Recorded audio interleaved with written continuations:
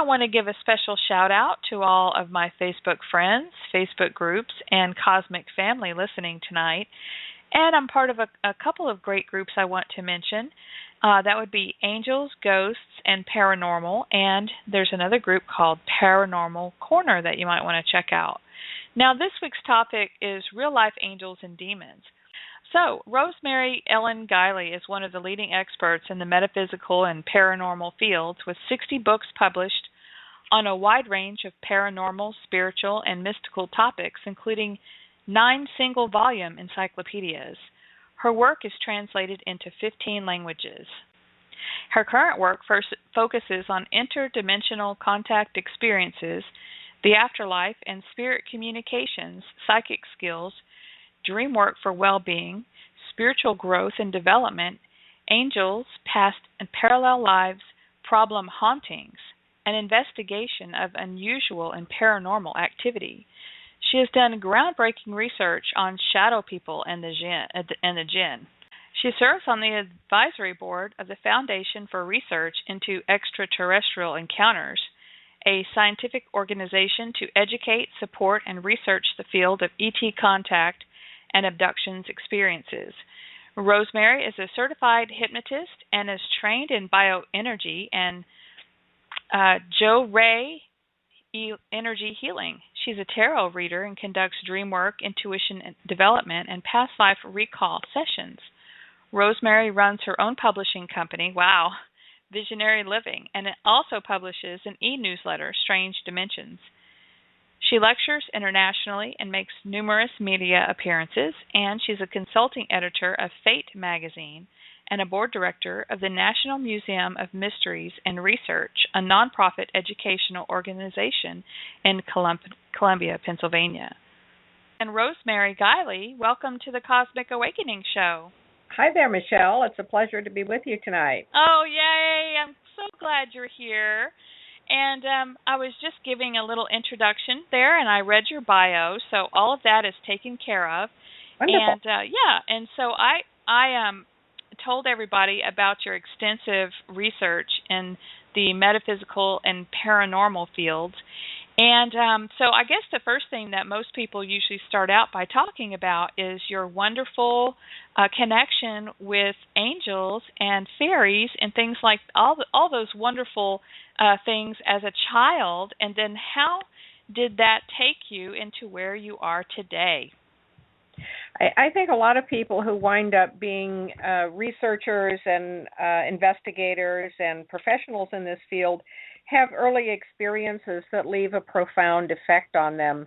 And I think children have encounters with the paranormal, just about everybody does. And for many people, it just fades away over time, and for other people, it really sticks. And from an early age, I've just been fascinated by all of these things unseen and mysterious, and wanted to know more about them. And with some psychic ability in my family, that upped the ante a bit. Some very intriguing experiences, including a lot of psychic dreaming in the family. And, one thing led to another, and all of my personal interests just kept expanding and grew into my professional interests. So I've been at it full time now since 1983, and it's a constant discovery. I just love what I do. There are so many things to explore, and it's never ending. You never really arrive at the definitive answer to anything, but the exploration is certainly part of my own expansion of consciousness and my life path as well. So that's kind of the short of it. Mm-hmm. And do you feel like that your job here was to be a non-biased intermediary to help, like, on the other side, communicating with beings there and then communicating with humans here and kind of explaining what is going on the other side, so when they encounter these things that it kind of takes the fear out of things, or even to help people get rid of negative entity contact? Well, unbiased is a good way of putting it, Michelle. And although I do have my own beliefs, and certainly they have shaped my research, and my research in turn has shaped my beliefs, But people have extraordinary encounters with all kinds of things, from the very positive and uplifting to the frightening and even the terrifying. And what people need more than anything is information that helps them validate, helps them interpret, and also integrate the experiences. So no matter what viewpoint you're coming from, whether it's a religious viewpoint, non-religious, scientific, and plenty of people with scientific paradigms have had to alter those when they've had extraordinary experiences. No matter where you're coming from, you just need objective information to help you make sense of things. And what I've found in my research over the years is that there are patterns to our experiences, and these patterns supersede everything. They supersede religion, they supersede science, they supersede culture. There is a common ground to our extraordinary experiences that human beings have shared throughout history. And being able to connect with that history, with that collective understanding, is a very powerful thing. And so some people approach their experiences, first they try and make sense out of it, maybe scientifically. A lot of things fall apart there because science really hasn't been able to explain a lot of things in the paranormal. People come to religion, and I have found that every religion has a lot of answers, but no religion has all the answers. And many people have experiences that cannot be adequately addressed by their faith. So they have to be willing to expand their faith, not abandon it, expand it. And so those sorts of things really have formed the bedrock of my research. I've never attempted to prove the paranormal. For me, the paranormal has always existed. I'm much more interested in how and why we experience the paranormal. And when I say paranormal, I'm including the mystical, the spiritual, the occult, the whole spectrum of encounters and experiences that enable us to see beyond physical reality. So that's really the nature of my work, is exploring the how and why of our experiences, how they fit in with the patterns throughout history, how those patterns mutate and change, what's ahead for us now, how are we opening up our consciousness, and what can the individual stand to gain from all of that? Well, and I believe that we are receiving energy within and through the cosmos that is bathing the planet, raising the vibration, perhaps moving us more towards emerging of the next dimension. And I've had reports in the last 3 to 4 weeks of people who all of a sudden are being able to see into this next dimension where I guess you would call it the astral realm or the fourth dimension, where some of these beings have been, interacting with us, but we haven't been able to see them. And for some of the, there's two sides of the coin on everything. There's the good guys and the bad guys on the other side in the next dimension. And so of things that I wanted to talk about tonight, the Djinns and the ghosts and the angels and magic and vampires. But I just wonder, are the elementals, are they more of like in the second dimension, and are things like the ghosts, disembodied spirits, the Djinns, are they more in the fourth dimension, and then do angels reside more in the fifth dimension or up, or is that just pretty much made up to show us linearly how vibration and dimensions are separated? I see things in a broader perspective, and which is not to say that you could parse things out in terms of different dimensions, but there are parallel dimensions that are attached to Earth, and I think that that's where these other beings exist and reside. They are all part of the greater astral plane. And there are different levels to that astral plane. And, where one dimension leaves off and another begins, I can't say. And I don't even think it's possible to determine that. There may be individuals who have arrived at some understanding of that in terms of how they see the energetic structure. But for me, the existence of all of these unseen beings, they are part of our greater planetary sphere of consciousness. The angel realm, I believe, certainly spans and extends into further reaches that may even get beyond human comprehension. But most of the beings that we're dealing with in our extraordinary experiences have some sort of link to Earth. They have some sort of interdimensional connection or doorway that enables them to go from their dimension into ours. Whether it's through one doorway or multiple doorways, it's hard to say. And some individuals are born with extraordinary capacities to perceive these doorways, these dimensions, and other beings. And for other people, they may only have a few experiences in life. And it may have to do with being in the right place at the right time, in the right state of consciousness. But beyond that, what I think is significant about the era that we're in now, which pertains, or I should say it affects everybody, and why it's important for everybody to be aware of this, is that we are going through a collective expansion of consciousness.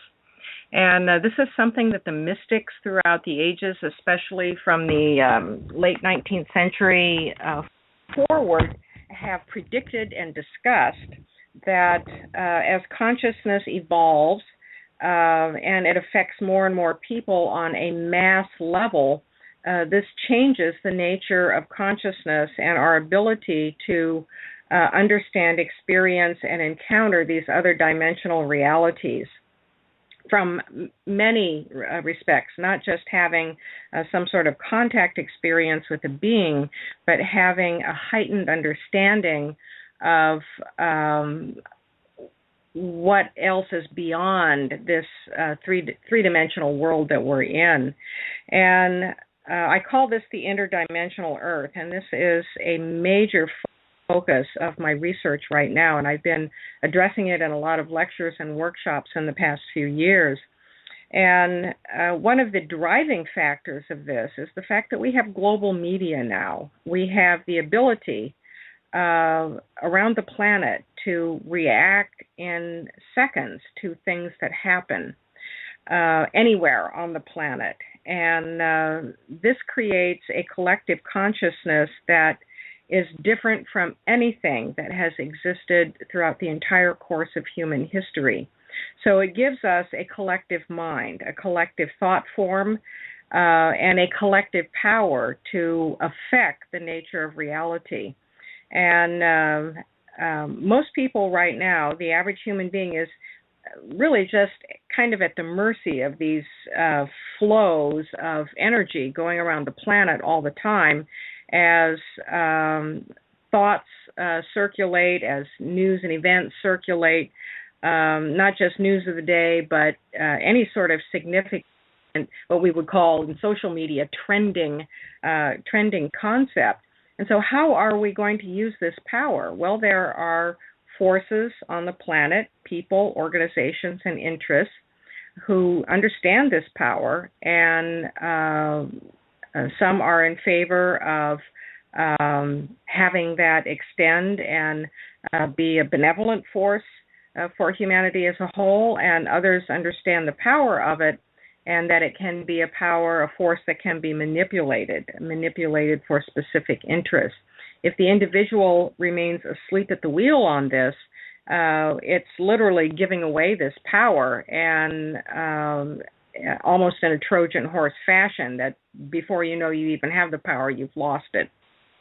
And so it's very important for human beings to realize that, A, these other realities exist. They have always existed.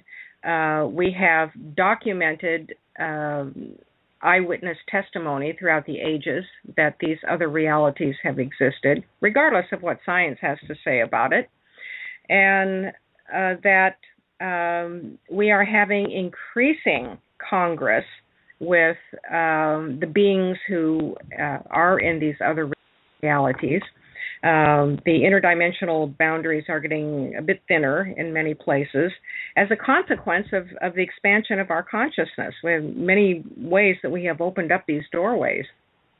And we need to be very proactive in how we're approaching this. We literally live in an interdimensional neighborhood, and most of the time we don't know it because our consciousness is closed off to it. We just have spontaneous encounters, or if we've developed our ability, we can have some of them at will. But these kinds of encounters are increasing, and they're going to be increasing even more. So we're stepping into a whole new level of interdimensional activity. That how fast this is all going to happen, hard to say. Some of the mystics like Sri Aurobindo, they saw it happening way far off in the future. It would take human beings a long, long time to get there. But those mystics back then probably did not anticipate how much we would be changed by technology at an exponential rate. So that's my little sermon there in terms of what I think really is going on and what the implications are, and why it's so important for individuals to become aware and also just to get educated about what all is out there. Yes, and that's what we do at the Cosmic Awakening shows. We talk about how to work on, I guess the easiest way to describe it is raising your vibrational level in order to increase your consciousness and inform yourself as much as possible about the time that we're in, basically being able to do that. And so you had mentioned this power that's by technology, and what you mean by that is the ability for us to instantly connect on the internet. Well, global media, yes, the internet is a very significant factor, and then we also have global communications, much of which is powered by the internet, and this enables human beings to be connected around the planet 24/7, whereas in the past, and the not-too-distant past, news of what was affecting some group of people, on the other side of the world, it would take some time to reach people elsewhere. Yeah, like by horseback. Taking a letter by horseback across. Exactly. Yeah. And then when you think in ancient times, years could pass by the time you got news of the outcome of something. And so this instant presence, everything that's going on requires some sort of reaction. People react to it. And even if they can't do anything about it, most of the time we can't, we still react to it. We react with good emotion, we react with sadness, upset, whatever, and all the chaos going on in the world, of course, gets magnified in the media far more than the good things that go on. So the average person is now in a position of being constantly plunged into global turmoil somewhere. And this generates a lot of, stressful energy. Yes. And that energy, there are beings out there who like that energy. They want, they literally vampirize and feed off the negative side of human emotions. So when things are in turmoil and upset, that benefits them. When people are stressed, they are much easier to manipulate. So the forces that really want to manipulate human beings and large groups of human beings, they also want people to be stressed a lot. We need to be aware of this, and also that, and this has been even demonstrated scientifically, that when people are in a collective mindset, especially emotionally, and emotion is the electricity that powers psi and PK, psychokinesis. When a large enough group is in a pitched emotional state, that does affect physical reality. So we have then the potential to impact our weather, to impact politics, the course of peace and or war, health and well-being, or economy well-being, or economy crisis. We have a tremendous collective power to affect the forces in motion, and how well that could be manipulated or marshaled, I don't think anybody really knows right now, but I do believe that a lot of experimentation is going on, and that there are interests that monitor how people respond to certain things in the news, like what does it take to get something to trend in social media where you have, X millions of people participating in something.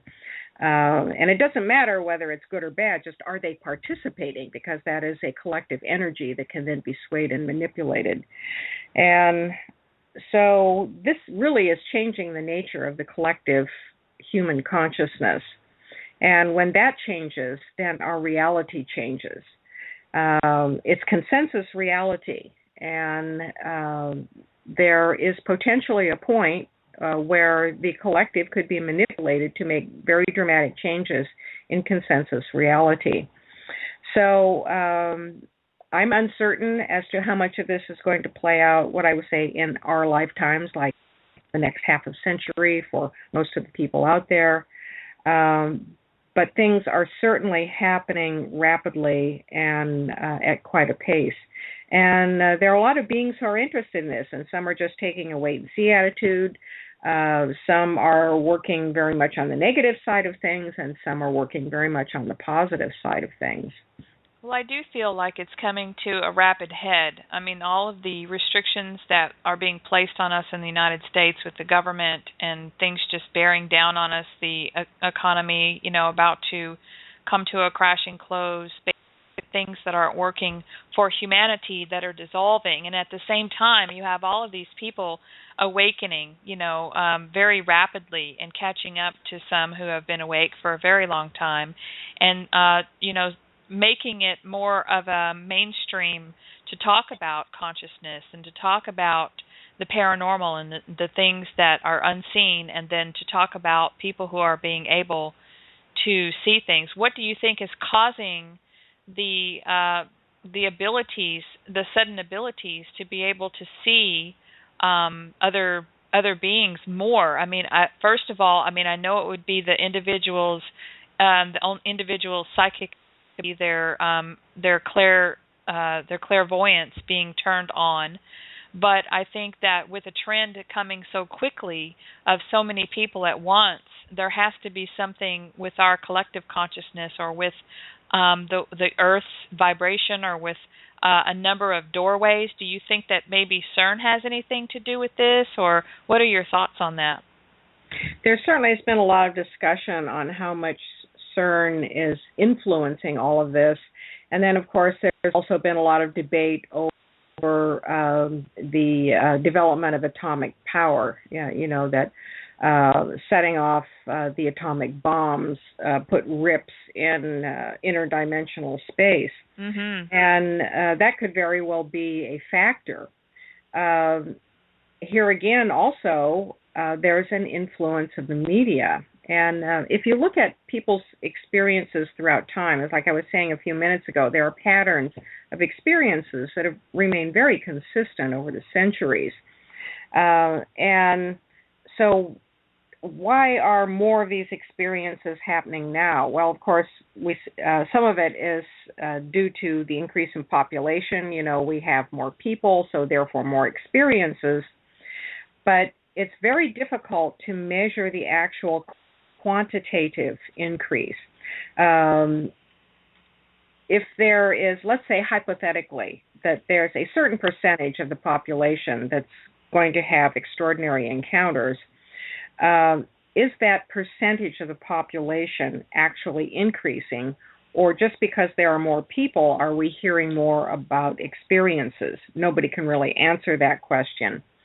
However, due to the media, and this is a positive influence of the media, the fact that these topics have been available to people, more people are exposed to these ideas and to people's experiences through radio, through the internet, through print, through entertainment, television, and movies.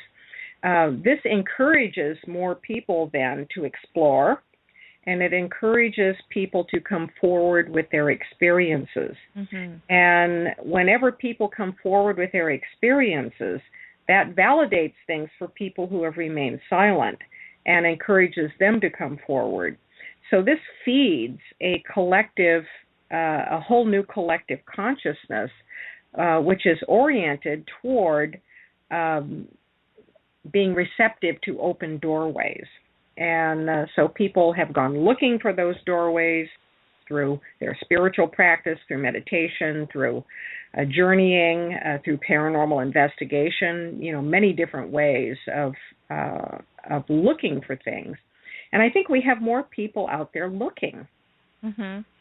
Well, yes. I mean, Ghost Hunters was one of the first shows that really was the beginning of my awakening, that, set off a chain of events. If there was evidence to show that there were spirits in another dimension or another place, another vibration that we could not see, well, why are they there? Or if they're earthbound, why are they earthbound? Will they be going to the light? Then I started listening and reading about past life experience, hypnotherapy, past life experiences, and near-death experiences, and that really got my journey started with ghosts. So I was just wondering about ghosts. I know that a lot of people that come and have this incarnation on the planet, when they pass, a lot of times this was a very difficult time for them to be alive. Maybe not any different than Dark Ages or another lifetime that their soul may have had, but a lot of people did leave this time and decide that they were really attached emotionally to the planet or to their loved ones here or to their house, a material thing, and they basically stayed attached to the earth. But I've heard of some of the psychics, some of the energy workers talking about doing some work on helping to cleanse out the astral realm of people who needed to move on and just, at this time. Do you do any kind of work, or have you heard anything about clearing out the astral realm? And that may as well go for the negative entities who are, maybe sending them somewhere else, back to source, or, whatever the metaphysical terms that are used, if there's a kind of a collapsing or clearing of that realm. Well, the astral realm has a lot of levels to it, and I frankly think it's rather arrogant on our part to think that we're going to clean anything out of the astral plane, because there's just too much that exists on all these levels, and entities have a right to their level of existence, just like we have a right to our existence here. We wouldn't like it if beings came onto this planet and wanted to sweep us out like a bunch of ants. And so I think we have to re-examine our perspective on all of that. Mm-hmm. There are negative entities out there and positive entities, and I think it behooves the individual to be educated on both sides of the fence and to have some understanding of what it takes to be resistant to the influences of negative entities. That isn't laying out a welcome mat for them by any means, but I don't think we're going to clear astral plane. Ghosts. Over the years, I have really changed my views on what ghosts are, mm-hmm. and I think that the average haunted house, what people would call ghosts, it's residues. It's nothing intelligent. It's leftover energy and imprints, and that if you have locations that have activity in them, that is some sort of intelligence that is aware of people and seeks interaction with people, you're not dealing with residues of the dead, you're dealing with entities who are there. And there are many entities who will masquerade as dead people. That's pretty well known in occultism. And they have their own reasons for being there, too. So there are earthbound souls, and I have done spirit releasement work where I have helped earthbound souls find their way into the afterlife. I don't think we can force them out. No. if working with earthbounds, they have to be ready to go. And some of them, they're really ready to go. They're trying to find their way, and they really appreciate the help. And, there are a few who, for whatever reason, they're not quite ready to do that. And you're not going to slingshot them over there just because you think it's a good idea. They really have to be ready to do it themselves. Yeah, I think many of these people that I'm talking about, first, I think that they said that they were, the disembodied spirits were attracted to them because of their light, and then they were looking for an exit, and there may be several go at one time. So I just wondered if you had had done any studies with that. But I know that you do a lot of on-location things and help clearing homes and things like that. So that's really why I brought that part up. But let's get into the Djinns.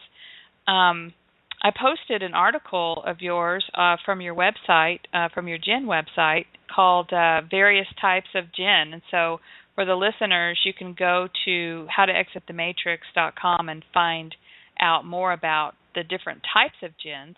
But tell us a little bit about Djinns, what they're made of, and the different, like there's good and bad Djinns, and any information that you want to give our listeners tonight, so that they are not, it takes the fear out of thinking about the fact that there could be a Djinn just sitting right next to us, listening to this radio show tonight.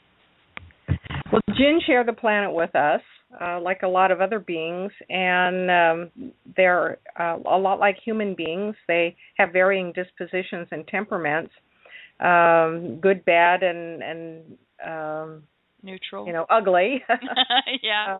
And unfortunately, most of our dealings with them are on the scary side of things, because it's the ones who are hostile to human beings who are seeking the most contact with human beings. According to many origin stories, they were here first on the planet. The same can be said about other kinds of beings like the fairies. And they lost dominion to human beings, and stories differ in their accounts of how that happened, but the salient thing is it happened. And so they retreated, in modern terms, to another dimension, but they have a great deal of supernatural ability that we do not have, and they are able to find these interdimensional openings, even create them, and they engage in a lot of interferences with people, things that in our culture we would attribute to demonic activity. Very similar with the Djinn, that they are tricksters, mischief makers. They will haunt places. They can attach to people and torment them. They can possess people. And they can also attach to land. And there are many places on the land that are interdimensionally energized. So in our culture, we don't really know much about them. They never really made it beyond the Arabian Nights folk tales of the genie in the bottle. They are real beings, and they are extremely intelligent and very formidable when they want to pitch themselves against human beings. So I've been studying them in depth for some years, and I believe that they are involved in all of our entity contact experiences. I have not come to the conclusion, like some other researchers, that they are everything, because they are masterful shapeshifters, but I certainly see their footprints everywhere, that they can insinuate themselves into any environment, and if they think people are, for example, enamored with ETs, then they're going to shapeshift into forms that people will accept as ETs. If people are interested in mysterious creatures, then they're going to shapeshift into all kinds of mysterious creatures. They can mimic the dead.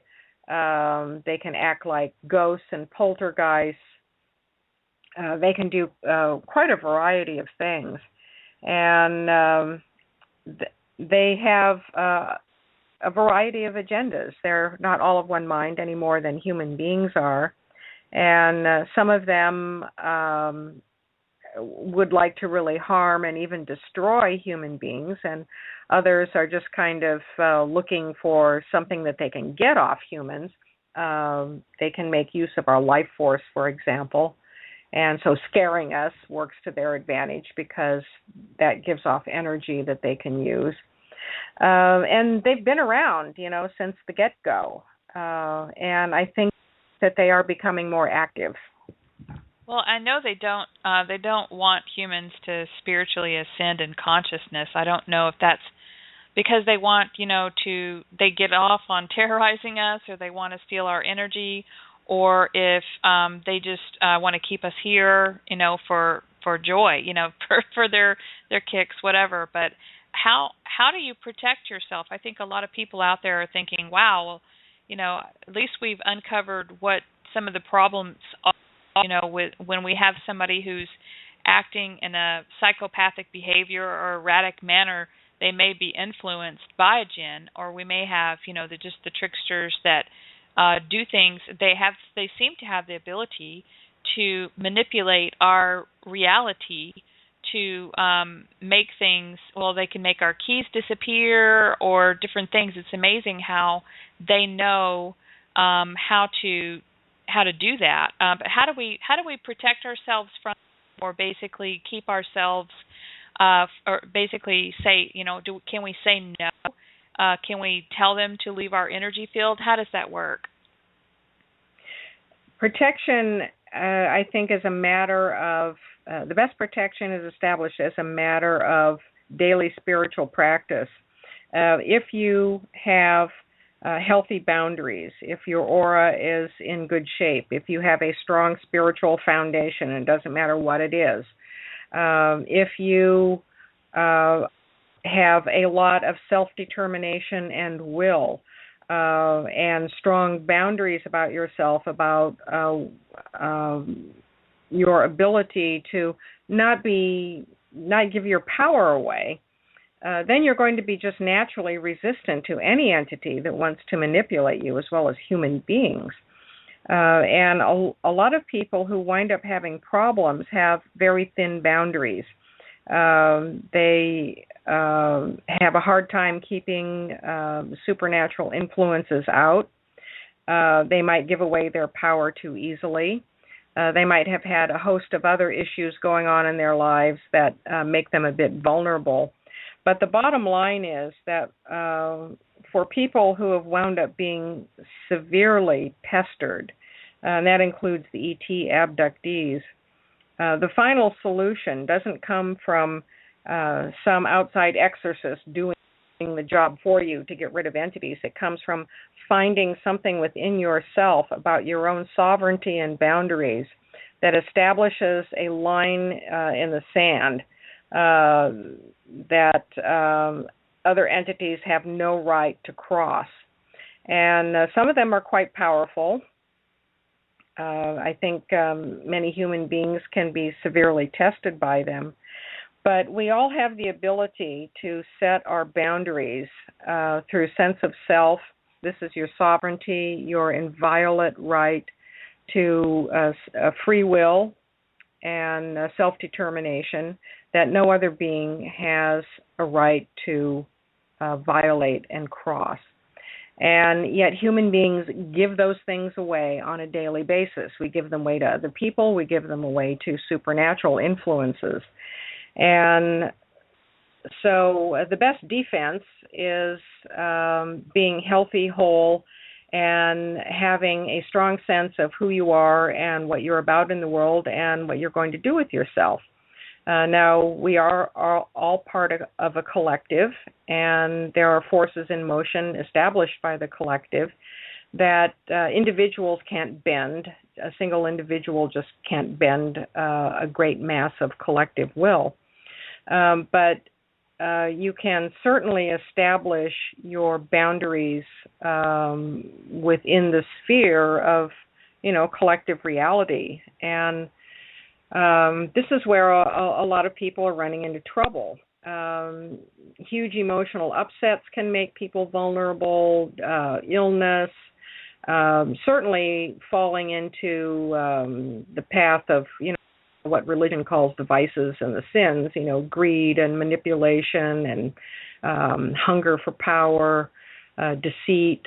All of these things can make an individual, if done to excess, make an individual very vulnerable to influences from dark entities. And some of these situations are temporary, and some are a little more longer lasting. For example, the Djinn will gravitate to people who are in great emotional upset and distress, and hang around that person until that person gets their act together. And when they get their act together and they establish harmony and balance in their lives again, there's nothing left for the entities to take advantage of, and so they leave. And then other people have more serious problems where they get attached. So it's very difficult to make any definitive generalizations about these cases. There are so many permutations of them. But the best defense is to have a daily spiritual practice, and meditation, I believe, is far more effective than I'm not dismissing prayer, and I'm not saying that it's not powerful. Certainly having a prayer life is very powerful, but there is something about meditation that establishes a very direct connection to the Godhead that centers a person. And it also has an impact on the aura, all of the layers of the aura. And that's really the armor around you. When entities try and get at you, they have to come at you through the aura. They have to come at you through the spiritual body, the emotional body, the mental body, and then finally, the final barrier, the etheric and the physical.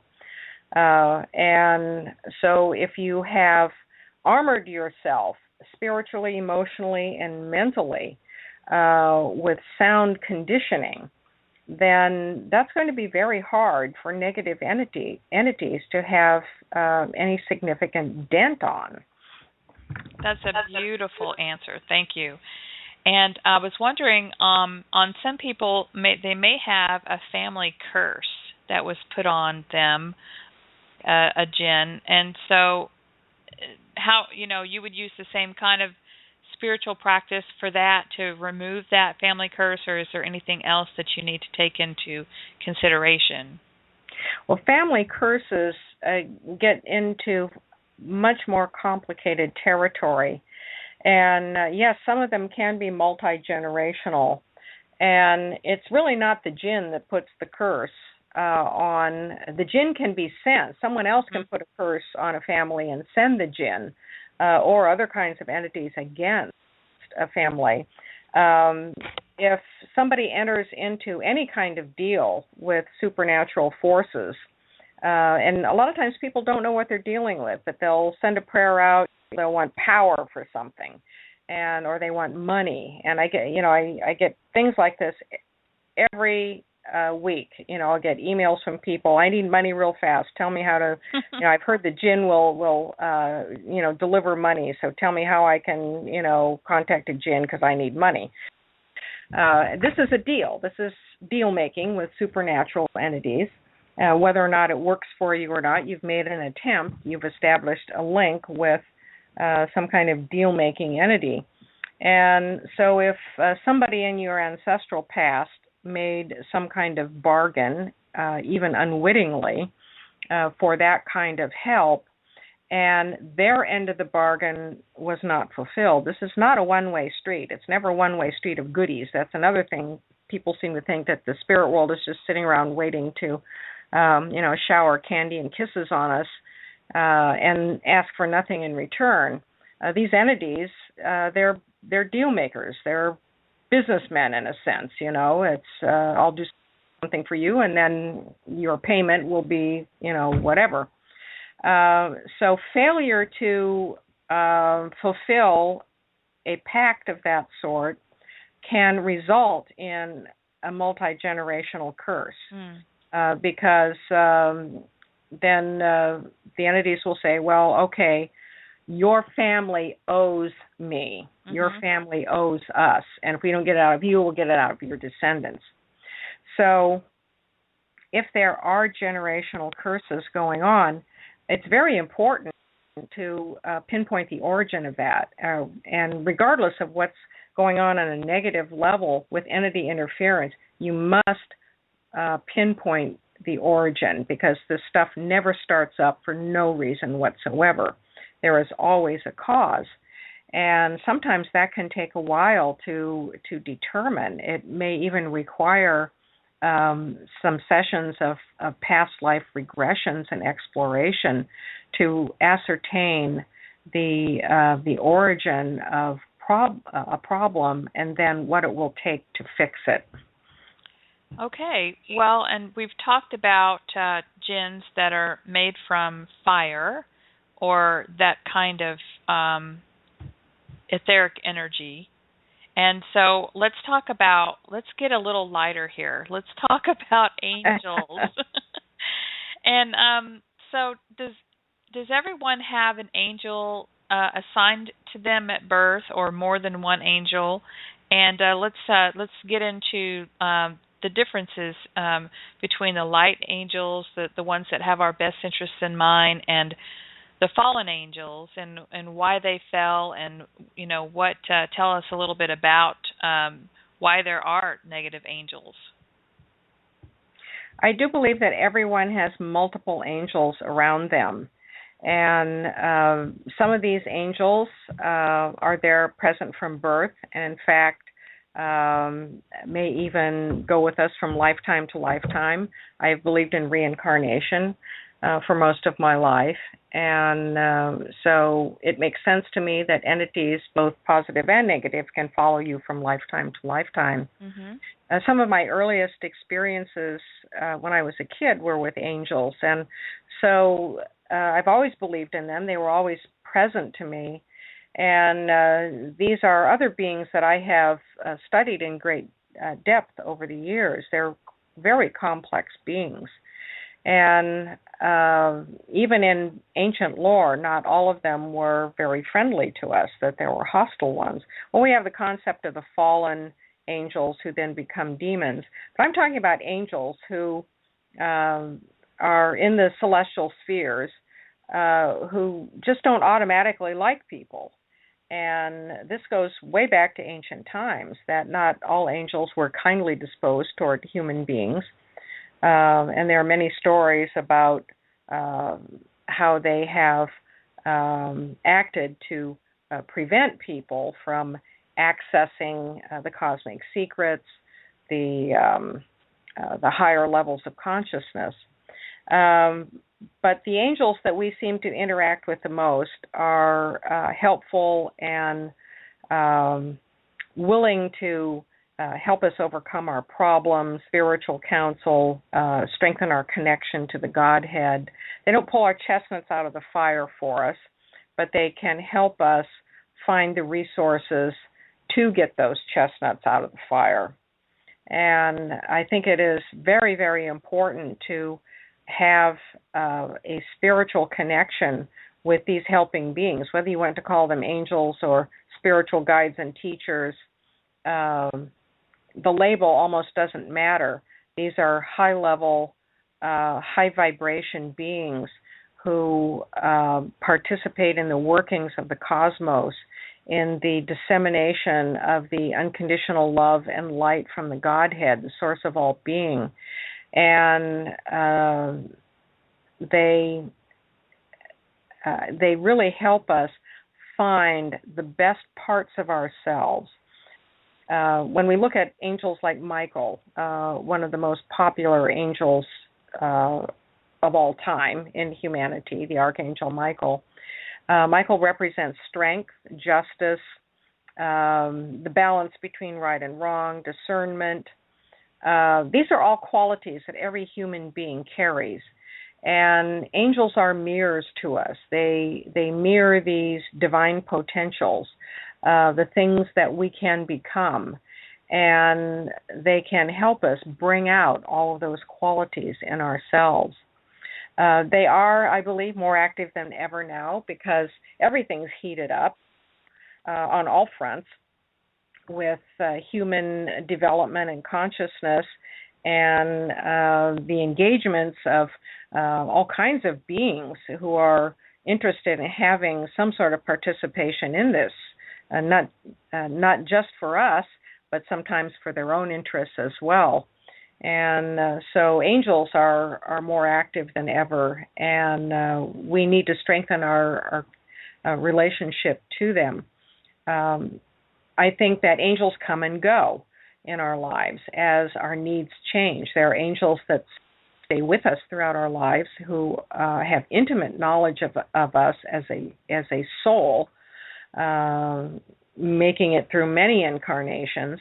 And others come and go as we face different situations, and they lend their vibrational powers and aid and strength to us as we go through trying times in life, and even in our spiritual heights. The good things that happen to us, angels are present as well. I think it's very important to show gratitude to your angels every day as part of your strengthening your aura and cleansing your aura and keeping your vibration high, keeping your energy shield up. And I was just wondering, there's a lot of people that channel angels and archangels, and how do you really tell whether you're dealing with an angel or a Djinn? Is there?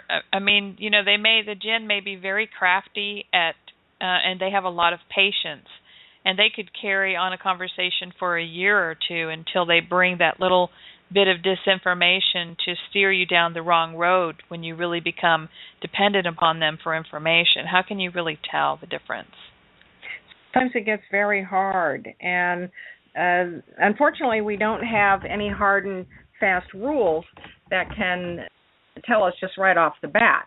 And this is why it is so important to invest time in your own spiritual development, because you acquire discernment through that process.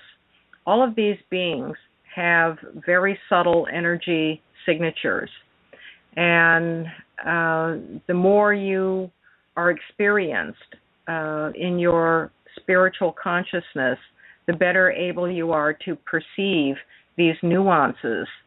It is an intuitive / psychic / spiritual function. And what happens to a lot of people who haven't really developed that, they rely on what the entity says. And you're quite right that deceiving entities can say just the right thing, and they can stretch it out. They can go on for quite some time before they tip their hand. The negative ones will always eventually tip their hand, and some of them do it quite quickly, and others are a little craftier. There are usually telltale giveaway signs along the way. There will be some pandering to the human ego that you wouldn't find from a purer source. They might tell you to do something rather than suggesting it or something like that too, right? Like this one person told me that their angel told them to tattoo this symbol onto their hand. I'm like, I don't think that's a good idea. That is not something that an angel would do. Exactly. That would be more like an entity. Mm-hmm. And so, if you have your wits about you, so to speak, you're going to see these warning signs, these red flags, very early on. But everybody who steps onto the spiritual path has the potential to run into interfering beings at some point. Mm-hmm. And it's almost an axiom in occultism that the brighter your light is, the more likely you are to encounter something negative, because negativity will be attracted to that light in an attempt to darken it. Well, so the bottom line is, I think when a lot of people are waking up right now, they're finding a lot of difficult times. They're going through that dark night of the soul.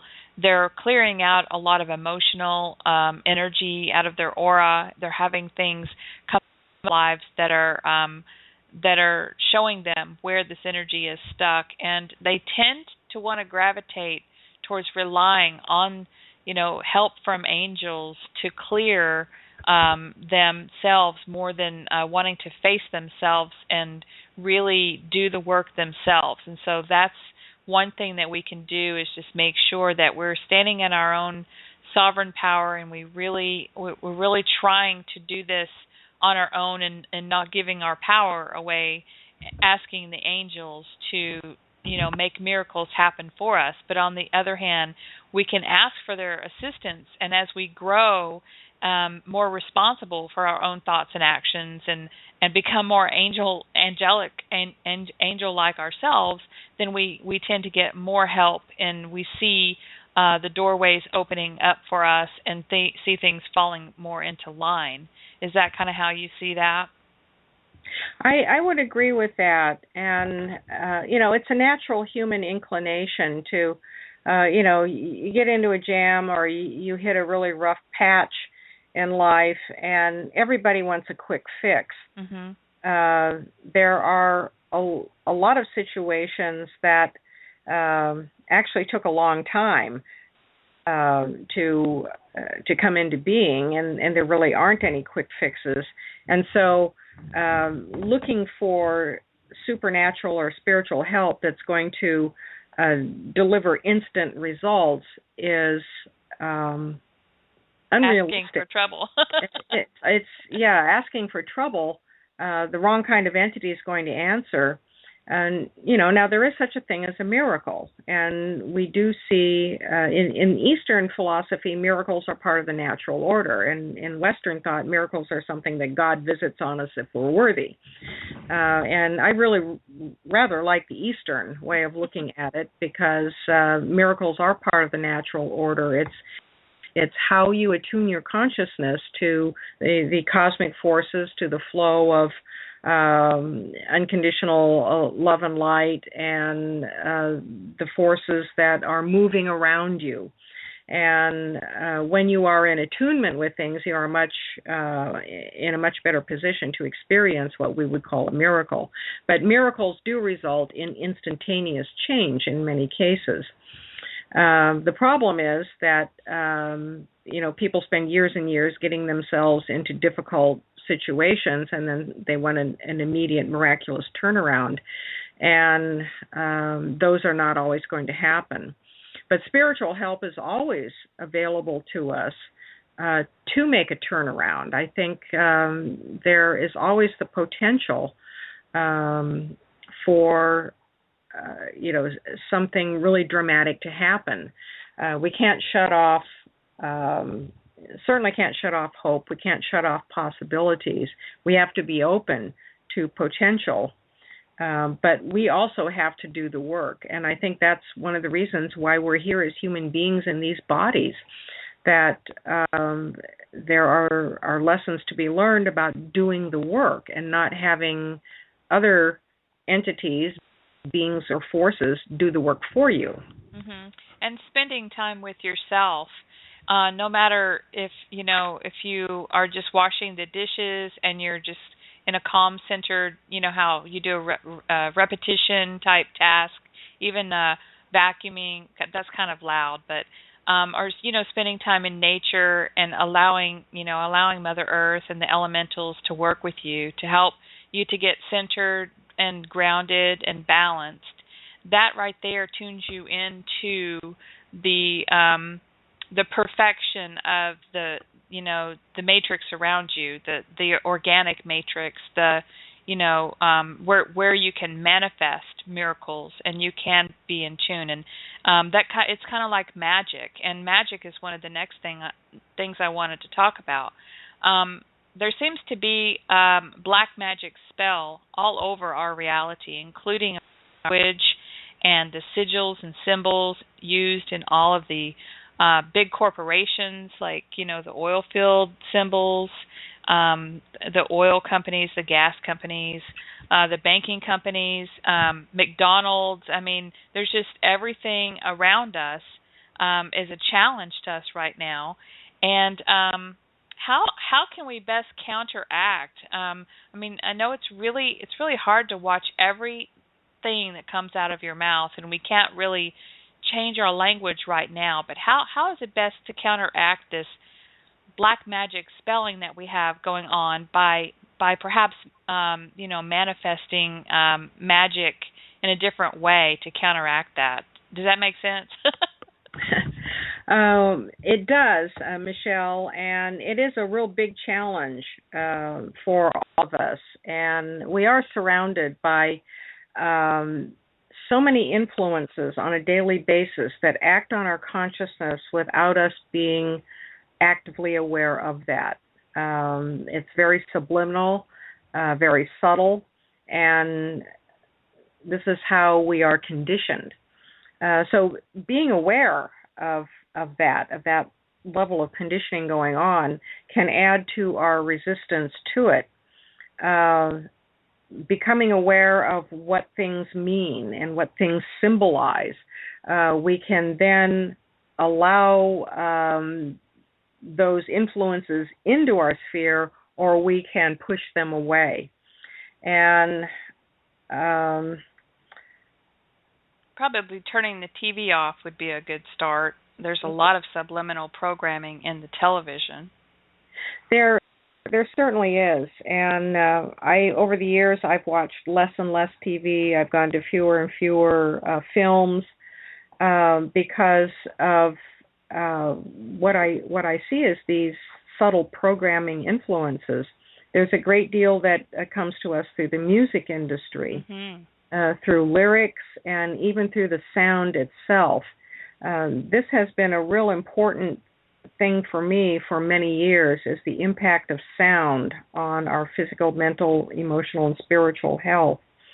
And most people are not aware of that either, that certain vibrations of sound can have a tremendous impact, either positive or negative.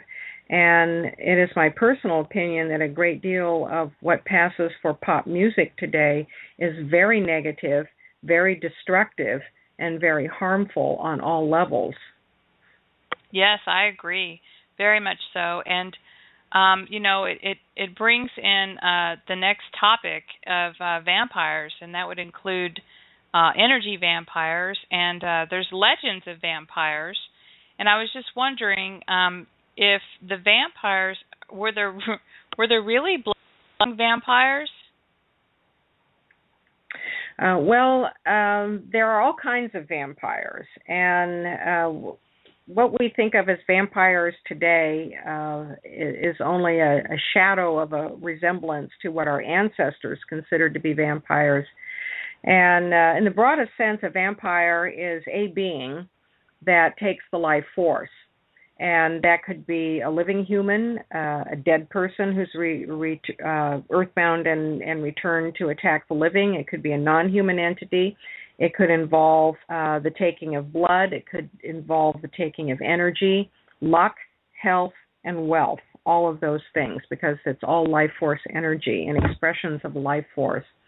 Our European ancestors, our Eastern European ancestors, where we get most of our beliefs about vampires, for the most part, considered a vampire to be a returning dead person, that someone didn't go to the afterlife for a number of reasons, and so returned out back from the grave to pester the living. And if you look at definitions of vampires, you will find many conflicting definitions of vampires. The vampire might be primarily an incubus or succubus. It might be primarily a nightmare, what we would call a nightmare hag. It might be primarily a poltergeist. It may have an apparitional form to it that looks real and solid, or it might look ghostly, or it might even be invisible. Any and all of those things. And they've all kind of coalesced into this Dracula figure that has become dominant in pop culture and entertainment. The undead person who bites people and sucks their blood. Well, that is a type of vampire, but it's not the only kind of vampire. Actually, one of my favorites is the fat vampire from South America. And you find these beliefs in like high in the mountains, like in the Andes. And these are non-human entities that come and suck the fat off people. Oh. Well, you think, like, wow, where do I find one of these vampires? I'd love to shed 20 pounds, whatever. Wow. But when you think about it, it's literally the taking of life, because if you're living high in the mountains in a very harsh climate, and you haven't got fat on your body, you're not going to make it through the winter. So it's a whole different perspective on what's significant for an individual to lose. New way of liposuction for sure. So listen, people may have these you talked about these incubus or succubus and these vampires and these djinns. Let's just set your aura really nice and golden and shiny and hard as an egg. But they come and they stand by your bedside, and they're patiently waiting and hanging around you all the time, just waiting for you to perhaps get angry and let a little crack in your aura so they can come in. First of all, like we rent a house, and we do a sage clearing when we do move in. But what more can we do to perhaps close any kind of portals that may already be opened, and or to basically protect our house so we don't have to. I mean, I don't like these guys. I don't like these guys standing around just waiting for an opportunity to jump in at me. Well, my first question is, are you getting shadow people visits?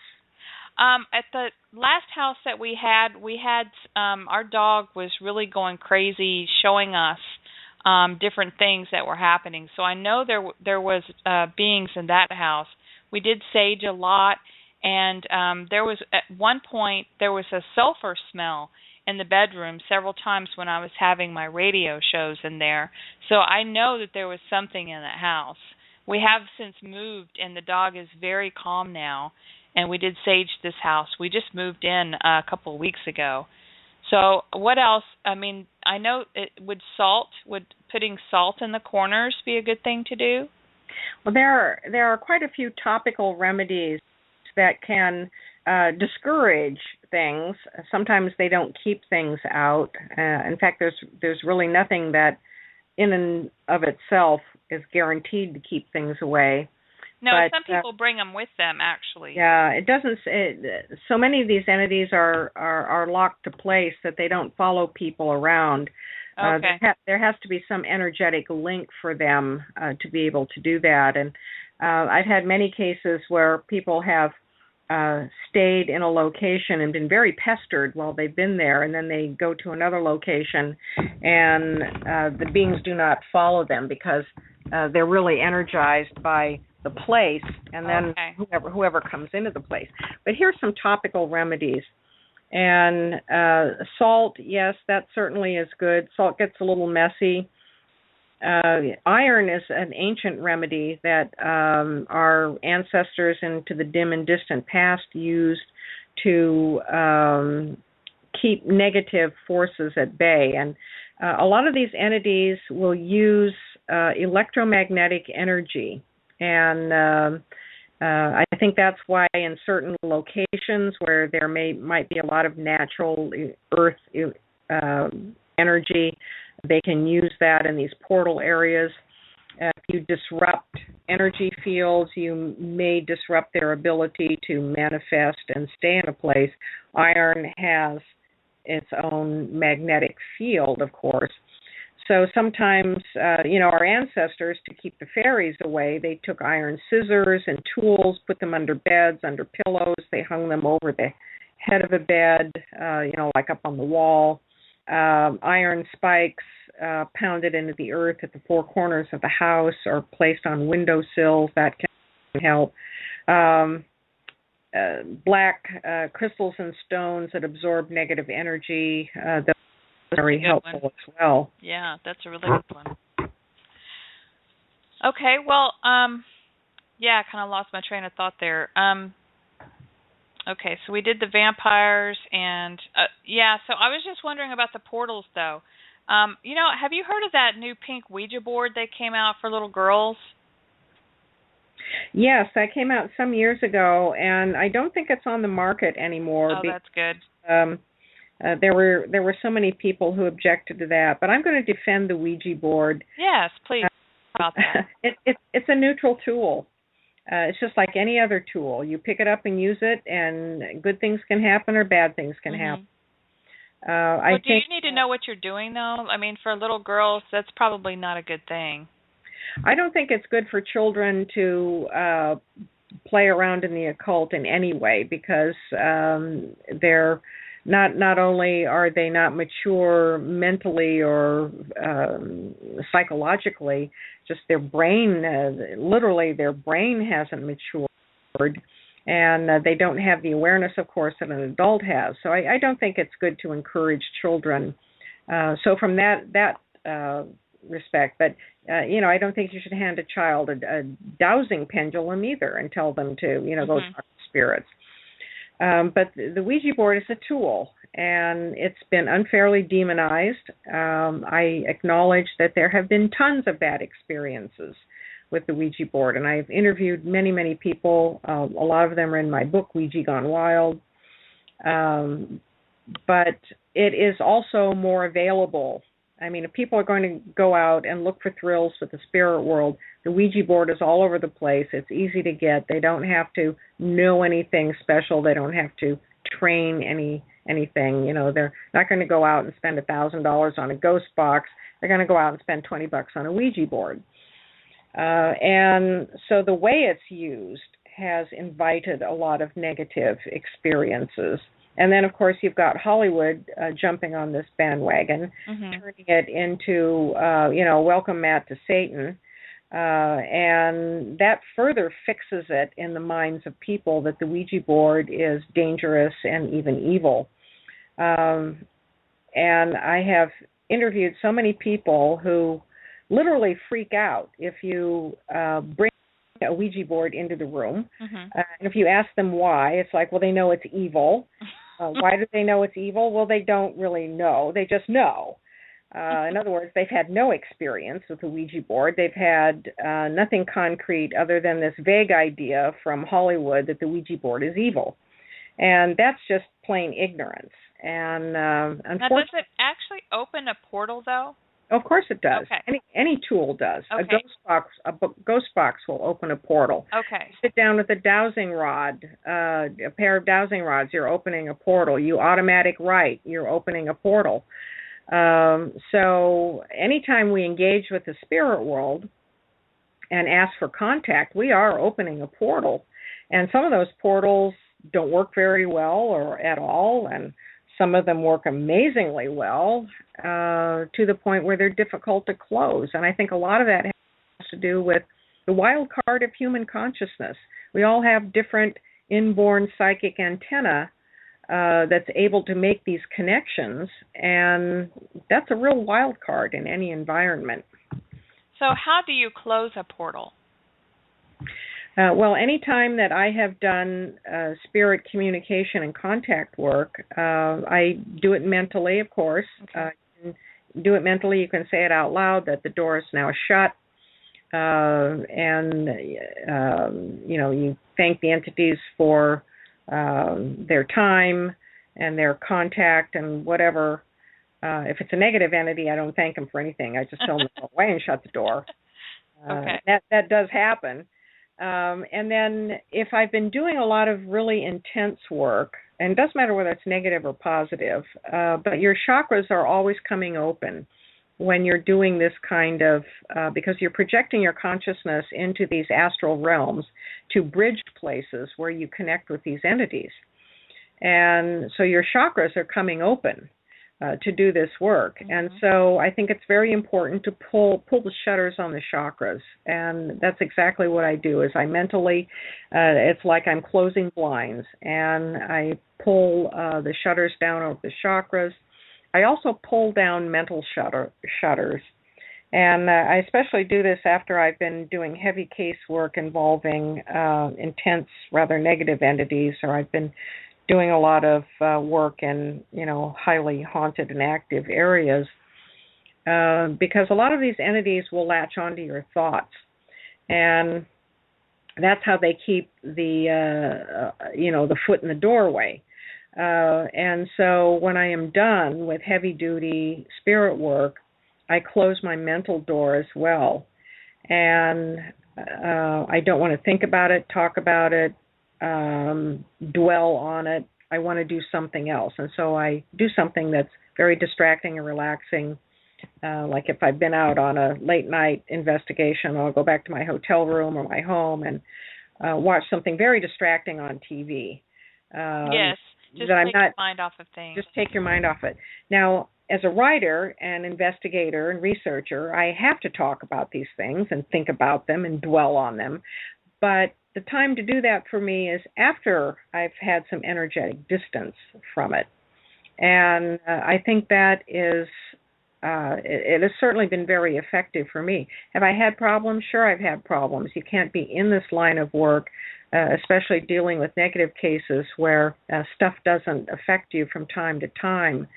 But everyone has thresholds too, and what really rattles one person is not going to ruffle another person. I take all of this very seriously, and there are times when I just have to set certain things aside for a while and just let the energy cool. So you just have to have a common sense approach to this work. And here again, we get back to what we were talking about earlier, Michelle, about having the fundamental grounding, the fundamental connections, the fundamental, building the protection and educating yourself about what's out there in the spirit realms. And these are things that you have to spend some time at. It's not just going to come together for you in an instant or overnight. Yes, everything does take some practice to get to learn your discernment as well, to know, who you're dealing with, and, Well, I was wondering about children, though. Some children are I'm getting reports of some children who are being pestered by these entities, by these negative entities, and they're, coming into their dreams. They're in their closets, they're under their bed, and they're basically, scaring them. What can you do for a child to release this attachment that the children, I know that a lot of that may come from watching TV and watching the cartoons that invite that into their mind. But how can we stop that for the children? I don't have real good definitive answers for those cases. I have to look at everything on an individual basis. First of all, you have to realize that there is a history of children having scary boogeyman experiences. That's a part of childhood. And this is documented way, way back. I mean, I found silent movies from the 1920s dealing with this question. And some of it's temporary, that there are a wide variety of entities that are interested in children. They're able to get at children. And they eventually move on as children mature and become more, outward projecting into the world. For some children, it does become very problematic. And taking a child into counseling is not always the answer, because a lot of psychologists are not versed in the supernatural. They're not even going to acknowledge the supernatural.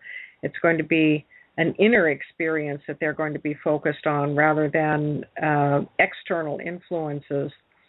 And children also will project experiences that have to do with their domestic environment.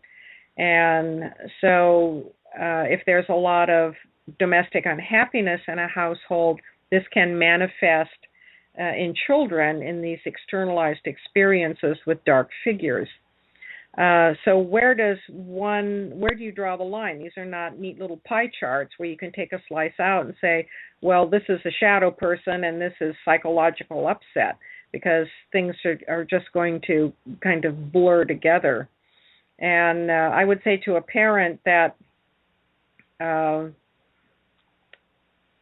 situations certainly need to be monitored, and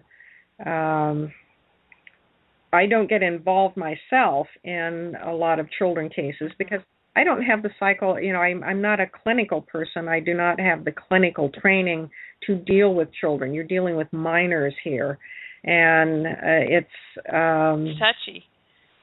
It can be a very touchy area.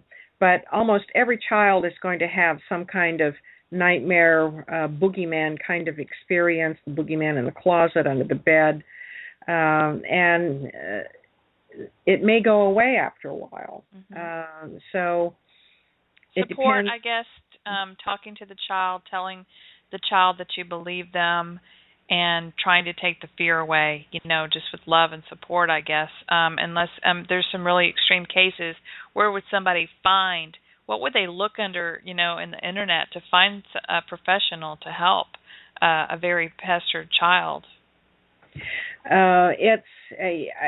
If it were me, I would look into the alternative healing community, because there are many individuals there who do have various levels of clinical training, and who can see both, all dimensions of something, all sides of something. But I think it's important not to dismiss these things as, it's just your imagination. On the other hand, you don't want to feed a child's fears either. If other members of the household are experiencing the same thing, for example, like dark shadow figures, bedroom visitations, well, then you've got a bigger problem on your hands. You've got something that's probably energized by the land. And yes. It could be. Yeah, see, so it could be so many things. It could be the parents. It could be, the land, like you said. There could be a portal in the house. Yeah, there could be so many things. It really helps to get a psychic in there that can see what's going on, I would imagine. I have a question from the chat room. Sure. This is from Greg, and he wants to know, does the game Bloody Mary really call dark, haunted spirits, or is it just the child's powerful imagination playing tricks on them? Well, Bloody Mary is, I don't know if you call it an urban legend or not, but it is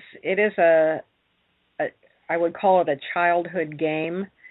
And the thing is that when children play some of these games, some of them can have genuine, frightening experiences.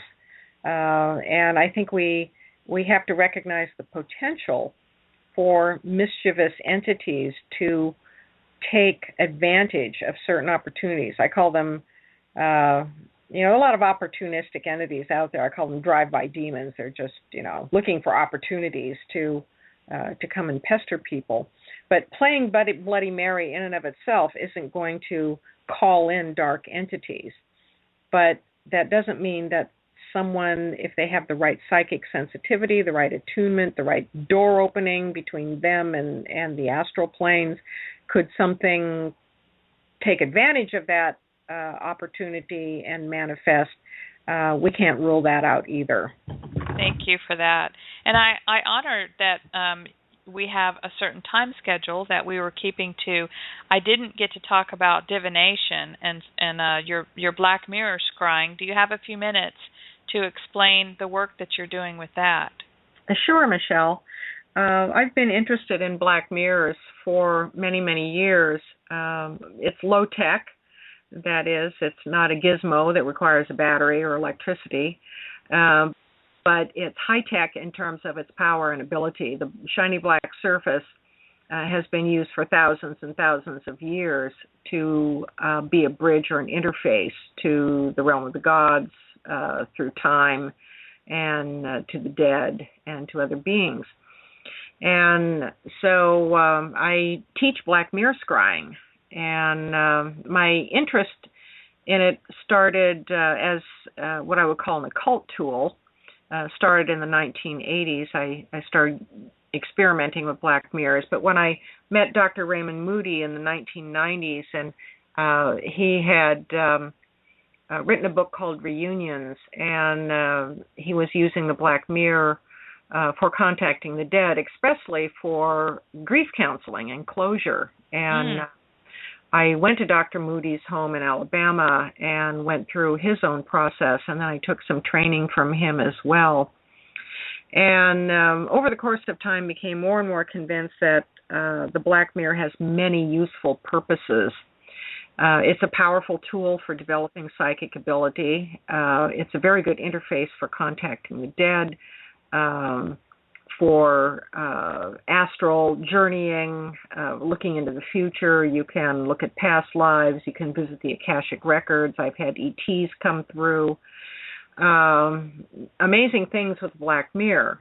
And it has no depth. That's one of the things that gives it an advantage over silvered mirror. Silvered mirror is always going to show things back to you, whereas a black mirror can be turned into a featureless black pool that has no bottom. It's infinite. And how do you make a black mirror? Well, you can take glass and you coat the one side of it, the reverse side of it, with black, type of black paint. You can use acrylic or latex or enamel or marine paint. And people can make their own black mirrors. My husband and I make black mirrors. And when we started teaching workshops some years ago, when I started talking about black mirrors, I got a lot of requests for, how do you use it? And so I started doing workshops, and I could not find a really good source of commercial black mirrors that I was happy with in terms of quality versus price. There are a lot of artsy black mirrors out there, but they're very expensive, and I own some myself. So we started making our own, and we buy commercial frames, photo frames that have a stand on them, which gives a lot of flexibility for positioning. They're a nice size. People can keep them out or put them away. And so we conduct workshops and sell the mirrors, and I have a guidebook that goes along with them too, and they've been very, very popular.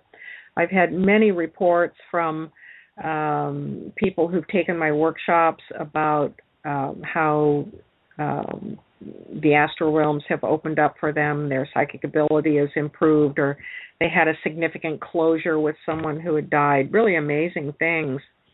Well, now, Dolores Cannon talked about when she took her patients into regression, and she talked with Nostradamus, and that he was using a black mirror, and that he said that it definitely bridges time. I mean, there is no time. It's like you're going into no time, and then he was talking to her in his time, and she was talking to him in her time.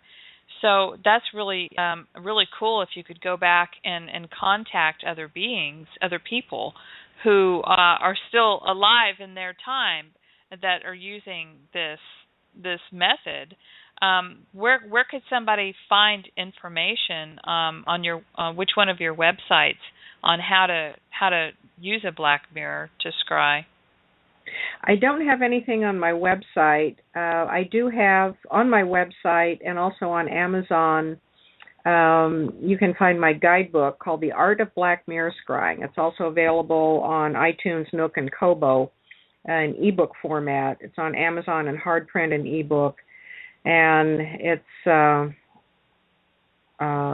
it might be on Amazon only in ebook. But you can get it off my website. Okay. And it's a very good tutorial in the principles of the black mirror, the shiny black surface.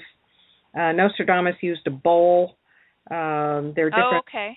Yeah, it was a bowl that either had a black interior and he put water in it, or he put black ink in it.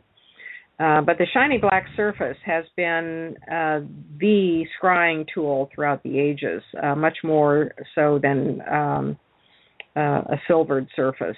And so I have a whole chapter in the book on how to make your own mirror. And it's not, you don't just slap paint on it. You know, right. You're creating a ritual tool here. And Getting the black paint to adhere well to glass is not always easy. We have many makeovers and do-overs, and we also have quite a process. When my husband Joe and I make the mirrors, we do it under waxing moon because scrying is a lunar faculty, psychic work is a lunar faculty, and so having it under the increase of the moon, I think, is beneficial. We do it in several stages, and we call these curing stages, and we bathe the mirrors in sacred sound. We use Gregorian chant, chakra music, Eastern sacred sound, variety of things. And we also imbue it with the healing energy, and it would be like diffusing, Reiki energy. And I've had training in several modalities of energy healing, and so I infuse the mirrors with healing energy because I want them to be positive tools. They should have their own energy, their own positive energy, and then, of course, when someone uses any tool, including a mirror, you're putting your own energy into it as well. And there are some that, you just know they're not going to make it. Just the energy just doesn't feel right, and so we turn those into something else. We use the frames for something else. Well, and other tools for divination are like the tarot cards, and it's amazing how anybody can pick up a deck of tarot cards that has perhaps, the ability to open up that portal, and I think magic occurs because I have these 3 sets of tarot cards, and Greg and I will sit down and we will just want something, inspirational, some kind of guidance, and we'll think of a topic or a question, and the perfect card. We will just pull the perfect card, and I'll go back and look at all the other cards and go, none of these other cards would have been the perfect card. How does that work? Does it actually literally change? Right when you pull it, does it change into the card that it needs to be, or how does that work? Well, I believe the universe is a magical place, and it does organize itself just for us. And that's part of the magic of it, which is why you can pull just the most appropriate right card from the tarot deck. And I'm a big tarot fan. I worked on 2 tarot decks with Robert Michael Place, a fantastic artist. We did the Alchemical Tarot and the Angels Tarot, and I still use the Alchemical Tarot today. It came out in 95. I consider it to be the most powerful deck out there. And that's not just because I worked on it. I mean, Bob's artistry, what he, through visioning, pulled out of his visioning and put into the tarot, it really is amazing. And these images do speak to you. I have a book out called Guide to Psychic Power, where it's a self-study guide for developing your ability. And I was very taken with some comments that the artist, I can't think of his last name now, Scott, does the Dilbert character. Oh, yeah. And he talked about how things manifest instantly, and that he said that right up until the moment of manifestation, anything is possible. Mm-hmm. And he really believed that, and cultivated his own power of intentionality for manifestation. And I do think he's right, that right up to the moment of manifestation, infinite numbers of possibilities can happen. And so how do these forces organize so well? And is it a response to your consciousness and your intention? I think that has a lot to do with it. Well, and when I first started awakening, one of the things I did was I actually used a pendulum to, I actually had a conversation with my stepfather who had just died. And he was very confused on the other side, and I think I was having a conversation with him. I could have been having a conversation with a Djinn. but in my head I would ask a question, and the pendulum would, I would program it to say, okay, swing this way for a yes, and show me a no, and okay, we're cool. And then I would ask questions and get yes or no, and I would kind of think of the answer more of like it was communication to me already. It's like, I'm sorry, I would think of the question, and the question was really more of like the answer coming to me anyway. So most of the time it would be a yes, but sometimes I would get a no.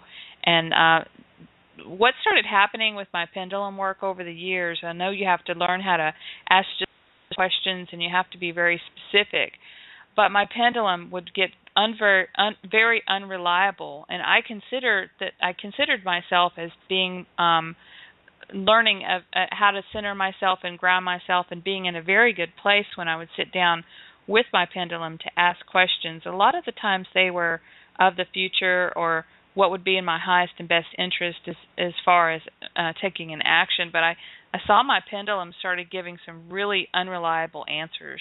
Do you know what could cause that? I could speculate, and it could be that some other interfering presence came in, just started moving in on the energy, and was able to assert itself. And I think whenever something like that happens, it's a good idea to set things aside for a while. Maybe I did. Do a cleansing of the tools. Something sneaks in. Sometimes we can go to the well too much ourselves, and I think we might sort of unwittingly contaminate the waters. I've seen this happen in tarot readings where, people ask the same question too many times because they want a better answer. Yeah. Okay. And the oracle gets a little cranky. Yeah. But that could have been what happened in that case. And, we have all of these possibilities for encounters with deceitful spirits, and there is a lot of masquerading that goes on. And, so how do we know? How do we really know that we're talking to such and such an entity or someone who's passed on, and it's not just a masquerade? And in most cases, we're going to have to take things at face value because we don't have any hard and fast ways of proving these things. These are all subjective experiences. We go by our gut instincts and what resonates with us, the information we get, the tone of it, the timbre, the facts that are given, the energy, vibration that we feel. And we have, in every case, to make the best judgment according to our discernment. And I think most of the time, overwhelmingly most of the time, we're not going to have a problem. The negative entities will tip their hands at some point. If we have to, if we worry that everything is a masquerade or a deceit, then takes the fun out of it. Well, we're automatically throwing everything away, which is very disempowering. That, to me, that's worse than dealing with the potential minefield of, tricky spirits here and there. And I think that's what we're getting by instrument into, these communication and getting something positive out of it.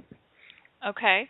Well, thank you. I had put it down for a while, and every now and then, if there's just a burning question that I just can't get the answer from going within, I'll pick it up, and just for fun. I never really rely on that answer, but it does help to guide me in certain situations. So lastly, Rosemary, you have a website called dreams.co, and it's a social network of dreams. And I think dreams are very important to help us in our conscious journey and raising our consciousness, because we can get a lot of information from our dreams, and we can get a lot of guidance from our dreams as well. And I think one of the most challenging things for people is when we wake up and we're trying to figure out what the heck did that mean. Can you tell us a little bit about your work in dreams, and then I won't keep you much longer here. Well, dreams have been an important part of my life since I was very young. I learned at a very early age that dreams have quite a bit of significance. And they speak in symbols. Most of our dreams are reflections of our emotions, how we feel we're doing in life. And they tell the truth, even when we want to ignore the truth. Then there are other types of dreams that take us into higher levels of consciousness where we can have direct contact with God, encounters with beings of all kinds,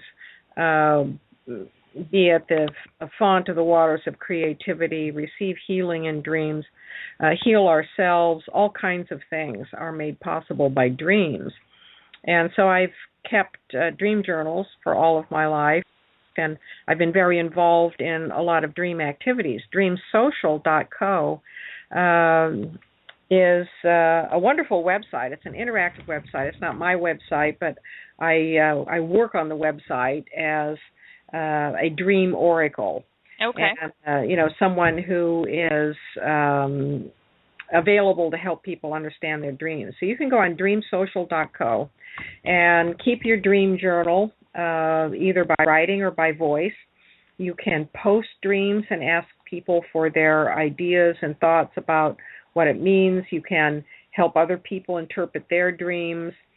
It's one of the best sites like that I've ever seen. And it was created by an individual named Masood Safi, who I met almost a year ago in Los Angeles at the Conscious Life Expo.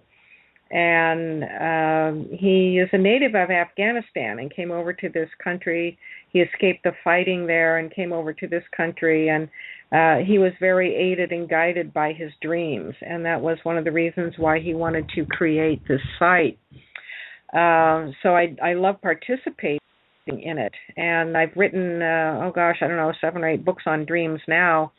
My newest book is called Dreamwork for Visionary Living, and it is it's a guidebook with a lot of, I call dream labs, specific ways and exercises that you can use your dreams in proactive ways for creativity, healing, psychic development, contact with the spirit realms, looking into your past, connecting with past lives, all kinds of things. And I believe that it is so important to pay attention to dreams. They reflect to us truth about who we are, what we're doing, and where we're going, and how well we're doing it. It is true. One night, Greg and I both had the source or God dream, where we both had the experience, and we woke up, and I went in there. We always try to discuss our dreams in the morning, and mine was I went into a spiral. I saw a whole bunch of different spirals, kind of all lined together like a honeycomb, all these spirals, and I brought myself down onto one spiral and realized that was one particular lifetime that I had, and I could go up the spiral to visit, other different lifetimes and stuff. It was very, very wonderful, but there were messages in there, and we both woke up, and I was like, I think I had a visit back to Source last night, and he said, I did too. So it's just amazing. They're fascinating, and Dream Journal is a really good idea. I find myself struggling and trying to figure out the symbolism. We do have a book that we try to use to look up. It's too bad that we can't get our guidance just in regular English words, Well, sometimes I do get words, a flash of words, like if I'm looking at a phone and it comes over like a text. And when you wake up, if you don't write them down right away, they quickly move out of your consciousness, I've found. But last night, Greg woke up laughing, so I think that he's in a place. So Rosemary, it's been a pleasure. I have so many other things we could talk about, but we're out of time, and I just want to thank you so much for sharing your knowledge with all of our listeners. And you have websites, visionaryliving.com and Djinn universe.com. Are there any other things you'd like to mention before we end our show tonight? I do have my calendar posted on Visionary Living right on the home page with all the events of where I'll be, and I have quite a few things coming up between now and Thanksgiving. And I also have a very exciting redesign of the website in the works. So it'll have a lot of new features in another month or two. So I invite people to please check back. Thank you so much. Have a wonderful rest of your evening, and I greatly appreciate you coming and joining us tonight. Thank you, Michelle. It was wonderful to spend the time with you. Okay. Good night now. Good night. Good night, everybody.